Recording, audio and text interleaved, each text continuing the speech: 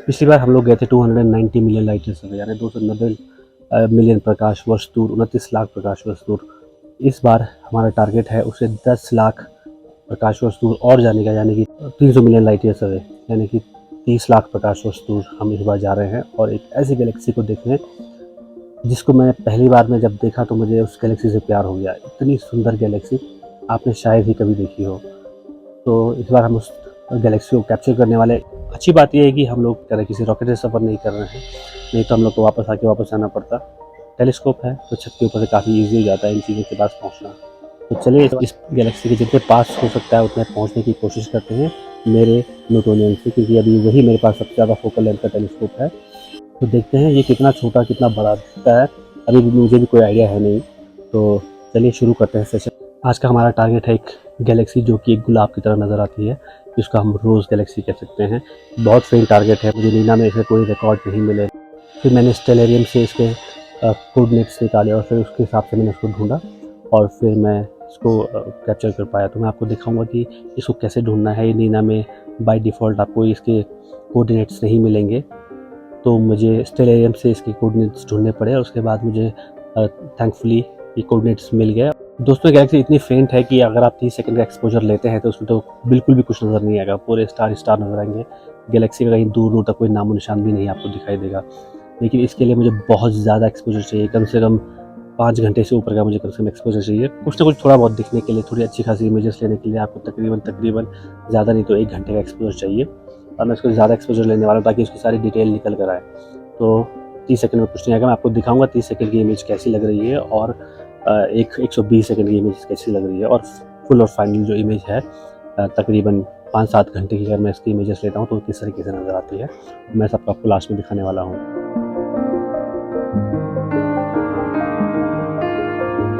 तो दोस्तों मैं हूँ रमेश और स्वागत है आपका टीवी स्काइज में। जो इस चैनल पर आज पहली बार आ रहे हैं उनको मैं बता दूँ, मैं हूँ एक एमेच्योर एस्ट्रोनॉमर और एक एस्ट्रो फोटोग्राफर।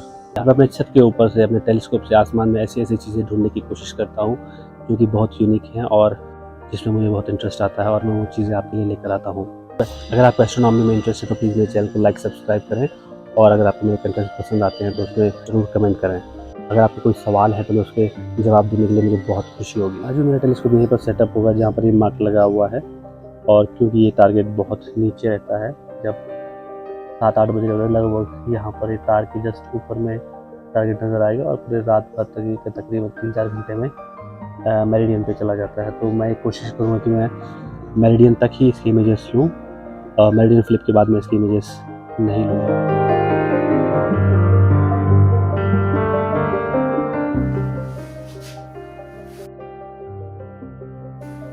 तो दोस्तों मेरा कॉलिमेशन का जो रूटीन है बहुत सिंपल है। मेरे पास एक लेज़र कॉलीमेटर है जो कि मैं बहुत ध्यान से देखकर अपने 2 इंच अडाप्टर जो होता है 1.25 इंच टू 2 इंच अडाप्टर जो होता है उसमें रख के और फिर उसको बहुत सावधानी से इसकी स्क्रूज़ लगाता हूँ परफेक्ट गैस के साथ में कि मेरा कैमरे का जो सेंसर होगा वो कहाँ पर होगा, उस हिसाब से इसको रख देता हूँ। और फिर इसके जो स्क्रूज़ हैं, जो इसके फोकसर ट्यूब में जो 2 स्क्रूज़ आते हैं उनको भी मैं बहुत प्रिसाइजली लगाता हूँ। पहले मैं राइट हैंड साइड वाला लगाता हूँ, फिर उसके बाद मैं जो मेरे सामने की तरफ से जो स्क्रू है उसको कसता हूँ।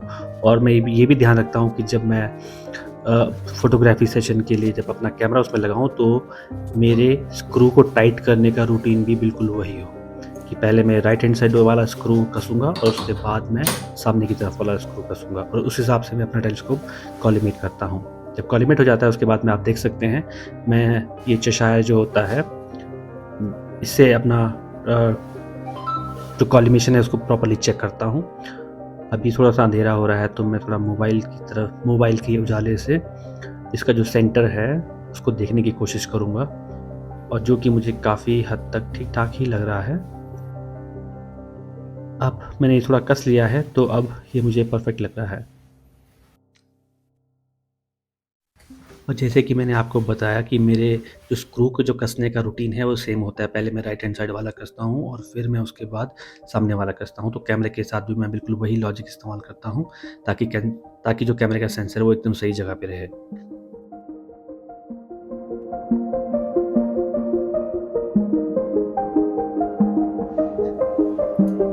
दोस्तों आप देख सकते हैं कि अब मैं अपना टेलीस्कोप सेटअप कर रहा हूँ। ये पहले रात का दृश्य है और मैं इस तरीके से इसी पोजीशन पे अपना टेलीस्कोप सेटअप करूँगा। पहले बैलेंसिंग करूँगा, वायरिंग करूँगा, सब कुछ कोशिश करूँगा कि सब कुछ एकदम ठीक-ठाक रहे और फिर मैं अपना सेशन शुरू करूँगा। सब कुछ देखने के बाद पोलर अलाइनमेंट वगैरह सब मैं नीना के ज़रिए इसको सेटअप करता हूँ और फिर मैं अपना सेशन शुरू करता हूँ।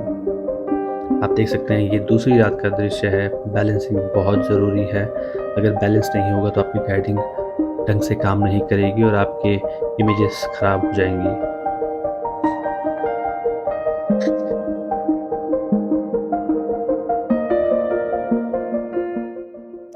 दोस्तों अगर आप चाहते हैं कि मैं आपके लिए एक वीडियो बनाऊं बैलेंसिंग पर और पोलर अलाइनमेंट पर और ये किस तरीके से आपके फोटोग्राफी सेशन को अफेक्ट कर सकता है, तो आप मुझे प्लीज़ कमेंट में बताएं। मैं आपके लिए इसके लिए एक अलग से एक वीडियो ला सकता हूं।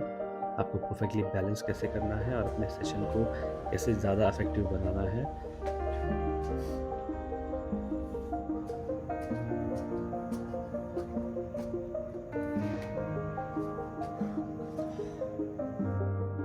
दोस्तों सब कुछ सेटअप हो जाने के बाद अब आप देख सकते हैं कि मैं पोलर अलाइन कर रहा हूँ नीना के ज़रिए 3 पॉइंट पोलर अलाइनमेंट। ये 3 पॉइंट्स पे स्टार को सेलेक्ट करके अपने आप मुझे एरर बता देता है कि कितना एरर है मेरे पोलर अलाइनमेंट में।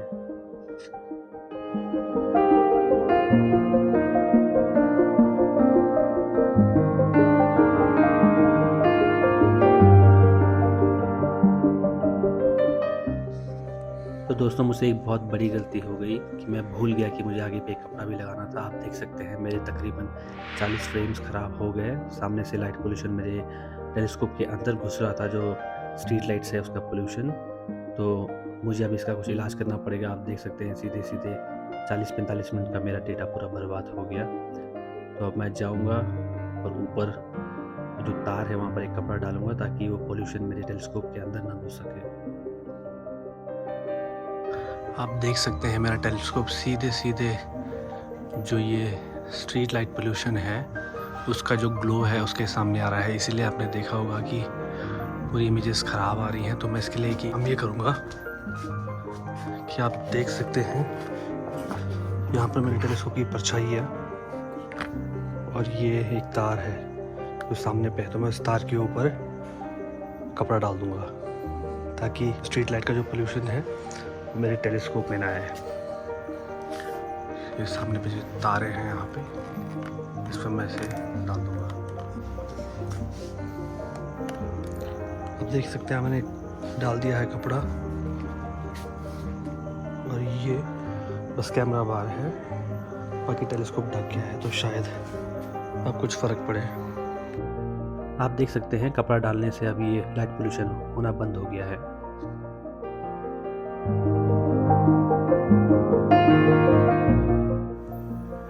11:50 हो रहे हैं।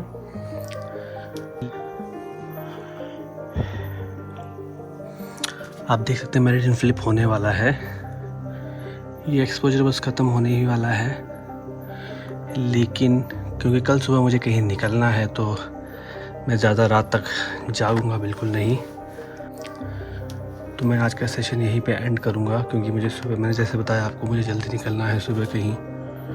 तो ठीक जब ये एक्सपोजर ख़त्म हो जाएगा उसके बाद मैं अपना सेशन रोक दूंगा यहीं पे। और क्योंकि ये ऑलरेडी लगभग जिनत की पोजीशन में है तो यहीं पे मैं फ़्लैट फ्रेम लेके अपना सेशन वाइंड अप कर दूंगा। फ्लैट पैनल भी मैं यहाँ पे ला रखा हूँ, बस अभी ख़त्म होने ही वाला है।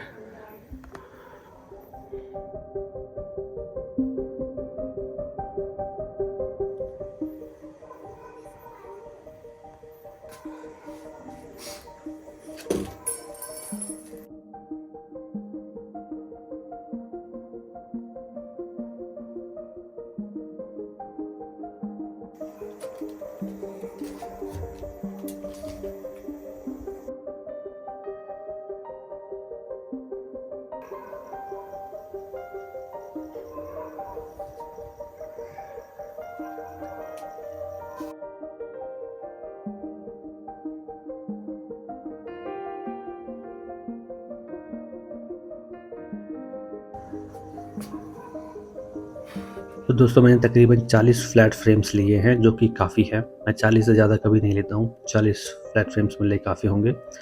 तो अब टाइम है कि मैं इसको वाइंड अप कर लूँ। तो सबसे पहले मैं ये सब सामान जो मैं अभी लाया हूँ उनको सब नीचे ले जाऊँगा, और फिर इसके बाद टेलीस्कोप और वो कपड़ा जो मैंने वहाँ पे डाला हुआ है उसको निकाल के, और लास्ट में अपना माउंट नीचे लेके जाऊँगा। और इस तरीके से मेरा ये 2 रात का सेशन समझो कंप्लीट हुआ।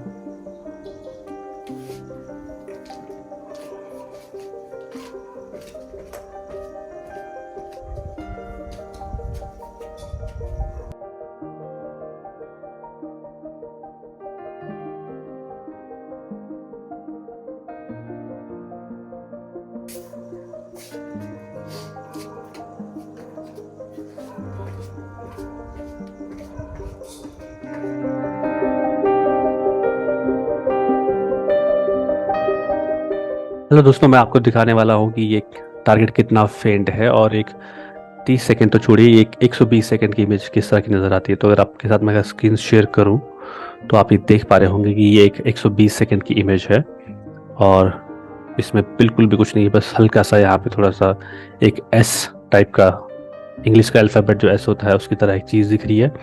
बस यही 120 सेकंड की इमेज में आ रहा है, और 30 सेकंड और 60 सेकंड में तो लगभग कुछ भी नहीं आएगा। बाकी पूरा स्टार फील्ड दिख रहा है बस, और कुछ नहीं है। तो इसको प्रोसेस करने की कोशिश करूँगा, और फिर मैं इसको इसको ये भी डिटरमिन करूँगा कि मुझे क्या पता और एक रात और इसमें लगानी चाहिए या नहीं, या फिर आज की रात और जो मैंने एक दिन पहले की रात का जो डेटा लिया है वो उसी से काफ़ी हो जाएगा। इस बार मेरा डेटा काफ़ी अच्छा है आज की रात का। आप देख सकते हैं पूरे तकरीबन 115 इमेजेस में से सिर्फ एक इमेज मेरी ख़राब हुई है, वो भी बहुत हल्की सी। अगर मैं उसको छोड़ भी दूँ तो भी शायद पता भी नहीं चलेगा। अगर मैं आपको ये दिखाऊं तो ये इसमें हल्का सा आप देख सकते हैं चौड़े आए हैं स्टार। बाकी पूरी इमेजेस जो मैंने 115 इमेजेस ली है एकदम पिन पिन पॉइंट स्टार्स इसमें हैं। इस बार मेरा कैलिब्रेशन काफ़ी अच्छा था, इस वजह से मैं इसको अचीव कर पाया। हालांकि मेरा 40 मिनट का डेटा शुरुआत में ख़राब हो गया था, क्योंकि मैं वहाँ पे वो कपड़ा डालना भूल गया था जहाँ से लाइट पोल्यूशन आ रहा था। तो 40 मिनट, मुझे बहुत दुख है उसका, 40 मिनट को खो देने का। तो चलिए अब इसको मैं प्रोसेस करता हूँ, फिर मैं आपको दिखाता हूँ। तो दोस्तों आप देख सकते हैं मैंने 2 रात का डेटा स्टैक किया है। अब आगे बारी आती है इसको प्रोसेस करने की। तो अब मैं पिक्सल साइज में प्रोसेस करूँगा इसको, और फिर आपको दिखाता हूँ कि ये कैसे नज़र आता है।